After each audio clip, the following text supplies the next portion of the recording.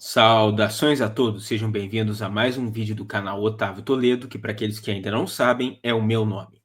O vídeo de agora será uma reação ao vídeo do professor Ricardo Marcílio, que ele soltou hoje, inclusive, falando a respeito das exigências de Vladimir Putin para encerrar de uma vez por todas a guerra na Ucrânia, e sobre o seu encontro com Donald Trump que aconteceu anteontem, na sexta-feira.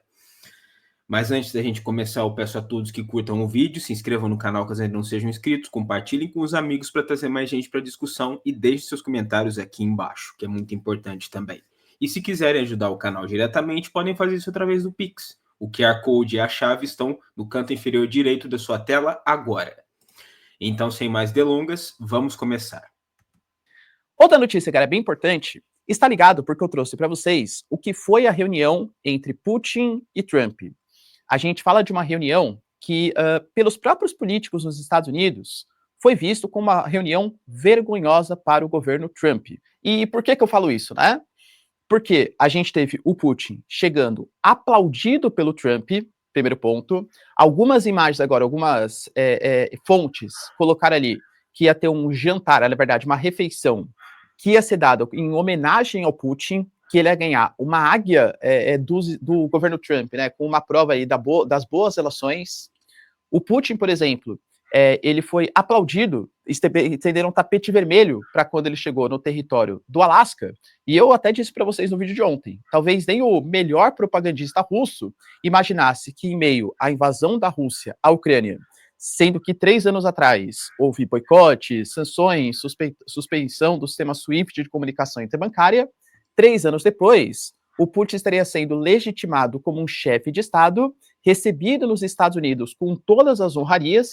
Ou seja, em termos aqui, o que ele está querendo dizer é, eles acham, o pessoal do governo dos Estados Unidos deve achar que a recepção do Trump ao Putin foi calorosa até demais, até o ponto de ser uma coisa um pouco vexatória. E a gente sabe que os Estados Unidos têm toda essa questão de querer parecerem sempre muito fortes, como os líderes do mundo livre e o caramba 4. Então quer dizer que esse pessoal deve estar achando ruim porque eles acharam que o Trump foi longe demais na sua boa recepção. Estendendo o tapete vermelho e com o presidente dos Estados Unidos aplaudindo e fazendo uma série de elogios em relação ao Putin. Como resultado, eu trouxe para vocês também, né, que a gente não teve a adoção de um cessar-fogo, não, galera, não teve um cessar-fogo entre Rússia e Ucrânia, e os dois concordaram que talvez a melhor solução não seria de fato um cessar-fogo, mas seria a adoção de uma paz definitiva. Acho que até aí, talvez até os Zelensky concordem, né, porque o cessar-fogo é uma coisa muito frágil. A questão é, o que vai ser essa paz? Para quem não sabe, um cessar-fogo não é uma declaração de paz. Um cessar-fogo é um acordo temporário, um tratado temporário, que, como o próprio nome diz, cessa as hostilidades durante algum tempo. Um tempo determinado por certos fatores, ou então um tempo determinado de forma arbitrária pelas partes, mas não é um acordo de paz. Um acordo de paz é definitivo. O cessar-fogo é temporário. Como que vai ser essa paz? E não tínhamos informações. O Trump e o Putin, eles deixaram claro que eles tiveram convergência em vários pontos e talvez algumas divergências em pequenos pontos e uma grande divergência, sem deixar claro qual. E é claro, né, que a mídia começou a fazer o seu papel. O New York Times, a Reuters, o Washington Post começaram a ouvir fontes, tudo tal. E pelas informações que foram coletadas, o Putin foi o cara que determinou quais seriam as condições. O Putin falou, eu aceito uma paz definitiva e não cessar-fogo se a Ucrânia reconhecer que o território de Donbás, ou seja, Donetsk e Lugansk, são territórios russos, que reconheça que o russo é a língua, também uma das línguas oficiais, inclusive dos territórios que foram invadidos, ocupados, e que legitime a religião russa, ortodoxa, como a religião também oficial. Para a gente entender por que isso é importante, vou voltar um pouquinho no passado aí, né? Lá quando a gente teve o Euromaidan, de 2013 para 2014, quando a Ucrânia anunciou que ia entrar para a União Europeia, houve uma insatisfação do próprio Putin, que pressionou o governo local, que voltou atrás, e a população mais pró-União Europeia, pró-ocidentalização, começou a protestar em Maidan, uma praça super importante na Ucrânia, foi ali que começou a grande tensão. A Rússia, então, alegando que os russos tanto de Donbass como da Crimeia estavam sendo perseguidos, invadiu a Crimeia. O caminho natural seria a Rússia também invadir Donbass. Para evitar que isso acontecesse, foi assinado os acordos de Minsk. O que os acordos de Minsk eles deliberaram?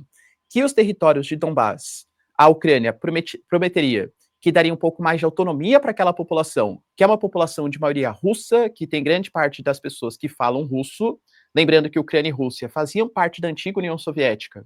Então faz sentido nessa miscigenação, então você pega os países bálticos, a própria Polônia também tem bastante, os países da Ásia Central, a Ucrânia, a Moldávia, tem vários descendentes russos que ali vivem, e a Rússia alegava que eles estavam sendo perseguidos, então a Ucrânia teria que dar um pouco mais de autonomia para aquelas regiões, dar um pouco mais de liberdade, até mesmo cultural, para a propagação da cultura russa, religião russa, e a Rússia prometia que não incentivaria o separatismo na região. Vamos ser sinceros? A Ucrânia cumpriu a sua parte? Não. Inclusive, até grupos, vamos colocar assim, de extrema nazi, enfim, né, sabe o que eu estou falando, foram autorizados pelo governo, não que a Ucrânia concordasse com isso, mas sabendo que esses grupos eram contrários aos russos, deu uma certa passada de pano, vamos ser sinceros que isso de fato aconteceu, e ao mesmo tempo a Rússia também incentivou o movimento. Inclusive, essa existência e essa participação de grupos neonazi ucranianos na dinâmica dessas tomadas da Crimeia, dessa pressão sobre o Donbass, é uma das justificativas do Putin para ter autorizado a sua ação especial, que no caso foi a invasão. Porque ele alega que ele precisava fazer isso para proteger os russos étnicos dessas regiões, justamente da ação desses grupos neonazis. Separatistas regionais. Ou seja, nenhum dos dois lados cumpriu o acordo, nem a Ucrânia, nem a Rússia. Algumas lideranças, como a Angela Merkel, por exemplo, e o próprio presidente francês falaram depois que os acordos de Minsk, eles sabiam que eram acordos fadados ao fracasso, porque sabia que a Ucrânia continuaria a perseguir ali a cultura, enfim, a língua russa, e que a Rússia continuaria incentivando o separatismo naquelas regiões. E foi só para dar um tempo para conseguir armar os ucranianos. Ou seja, era uma bomba ali que ia estourar. O Putin alega que ele não aceita mais a perseguição contra os russos que ali vivem. Ele quer que o território seja dele. Ele alega, por exemplo, que as regiões de Sumy, Zaporizhia e Kherson, ele pode fazer uma devolução também. Talvez não uma devolução integral, mas devolução de parte do território. A Ucrânia tem que aceitar que a Crimeia é de fato território russo, porque foi invadido, conquistado ali em 2013 para 2014, e a Ucrânia não pode entrar para a OTAN. De novo, isso é o que a mídia coloca, todas as exigências do Putin. Aparentemente, o Trump, ele aceitou com todas, excetuando uma que é um ponto de divergência. Penso eu que de todas essas, talvez aquele discorde, ou pelo menos que ele não tenha certeza que ele pode garantir, é a concessão do território de Donetsk e Lugansk, ou seja, a região de Donbass. E até por isso, as fontes colocam que a ligação que aconteceu pouco depois da cúpula de 3 horas entre Zelensky, Putin e Trump, foi justamente para falar para o Zelensky quais eram as condições, e o Zelensky já teria negado. Pois bem, galera. É claro que o Zelensky vai negar, porque se ele não negar, ele vai ser visto como uma figura meramente decorativa na presidência da Ucrânia. Eles estão fazendo uma negociação à revelia do Zelensky, à revelia da Ucrânia. Se ele aceitasse as condições dessa negociação, ele seria uma figura meramente simbólica. Assim, pelo menos é isso que daria a entender. Então é claro que ele não pode aceitar. A reunião vai acontecer na segunda-feira. O Zelensky foi convocado de novo para Washington. E qual que é o medo? Que mais uma vez seja feito o que foi feito na última reunião. Poxa, cara, vocês lembram, a gente já estava aqui, né, discutindo sobre os assuntos. A gente teve o Zelensky meio que numa posição até de coagido, o J.D. Vance e o Trump falando em inglês com ele, por mais que o Zelensky saiba falar inglês, o inglês não é a língua nativa, um monte de repórteres, o Trump fazendo exigências, fazendo críticas, o J.D. Vance, poxa, por que você está alterado? Pô, ele colocou uma posição de coagido ali, né? Talvez, para evitar que isso aconteça novamente, porque é o que possivelmente vai acontecer, pelas próprias palavras do Putin, né? A gente tem, por exemplo, a Fox News, colocando que o Zelensky já foi avisado, e falando que o Trump falou que o Zelensky teria que ceder, porque a Rússia é uma grande potência e a Ucrânia não, forçando a Ucrânia a fazer o acordo de cessão de territórios. Imagina o Zelensky sozinho, sendo coagido novamente. com a possibilidade de sanções econômicas, fim de ajuda militar. Entende que isso é um peso para ele? E isso pegaria muito mal se acontecesse outra vez. Da primeira vez já pegou mal essa história toda. Se acontecer mais uma vez, eu imagino que vai ser uma humilhação, talvez da qual o Zelensky não consiga se recuperar, porque a primeira vez já pegou muito mal. Por isso, uma série de lideranças europeias dessa vez vão junto. Giorgia Meloni, o Stubb, por exemplo, que é o chefe de governo da Finlândia, o Friedrich Merz da Alemanha vai, o Macron, o Keir Starmer também já garantiu a sua presença, o próprio Mark Rutte, por exemplo, da OTAN. Todas essas lideranças vão junto ao Zelensky, muito possivelmente para pressionar. Eles até mandaram uma cartinha depois da cúpula entre Trump e Putin, garantindo algumas coisas, que a Europa vai continuar ajudando a Ucrânia, que tem que pensar nas garantias de segurança, que nenhum território vai ser cedido pelos ucranianos, a não ser que os ucranianos aceitem, né, ceder os territórios. Mas isso deve estar na mão da Ucrânia e não dos Estados Unidos e da Rússia. Ou seja, muito possivelmente o Zelensky dessa vez vai acompanhado, tendo seus cães de guarda, estou falando não de maneira pejorativa, claro, né, mas tendo um pouco mais de força para que não seja contra uma mídia americana e contra J.D. Vance e Trump coagindo o Zelensky. Mas confesso que eu estou bastante curioso. Por quê? Como eu falo para vocês, o que o Trump faz não dá para você escrever muito em pedra, porque ele muda de um dia para o outro, vai saber, né? Pode ser que, por exemplo, cara, a gente tem o Trump falando que o Putin é um excelente líder, que eu falei, políticos locais criticando essa postura quase de subserviência dos Estados Unidos frente aos russos, e, de repente, ele vai lá, não, é verdade, né, acho que os Zelensky e os líderes europeus estão certos, ô Putin, você tem que voltar atrás, tal.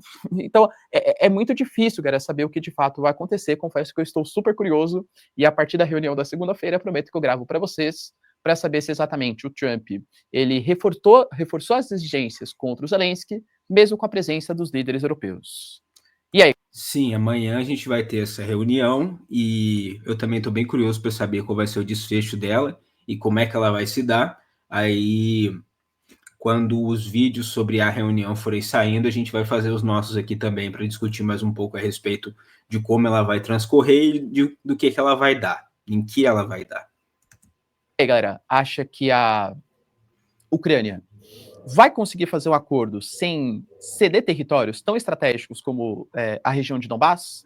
Lembrando que é uma região que conta com muitos recursos minerais, inclusive minerais terras raras, solo muito fértil, solo de Chernozion, dá acesso para a Rússia ao Mar Azov, que é um mar super importante para conexões, inclusive militares ou até mesmo comerciais, para um país que tem dificuldade, porque grande parte do seu litoral congela, principalmente no período de inverno. Ou seja, prevejo um pouco de dificuldades para os Zelensky. Ele não vai ter condição de negar a cessão desses territórios, ele não tem força para isso. Até porque ele é muito dependente do apoio ocidental para poder sustentar a guerra. E se ele, de repente, se recusar a fazer a cessão de território, ele vai perder, muito provavelmente vai perder o apoio militar. E aí a situação dele fica completamente sustentável e pode até ser deposto. Então, eu duvido que o Zelensky vá negar a cessão de territórios, apesar do que ele disse. E para finalizar, pessoal, notícia bem importante também, ligado à Índia. Agora ele vai falar de uma outra questão que foge aos propósitos desse vídeo. O que vocês acharam da fala do professor e dos meus comentários? Escrevam aqui embaixo nos comentários do vídeo. Também não se esqueçam de curtir, se inscrever e compartilhar para mais pessoas virem para a discussão. E se quiserem me ajudar de forma direta, podem fazer isso através do Pix. O QR Code e a chave estão aqui no canto inferior direito da tela. Um grande abraço a todos, agradeço por terem assistido e verei a todos novamente no próximo vídeo do canal. Valeu!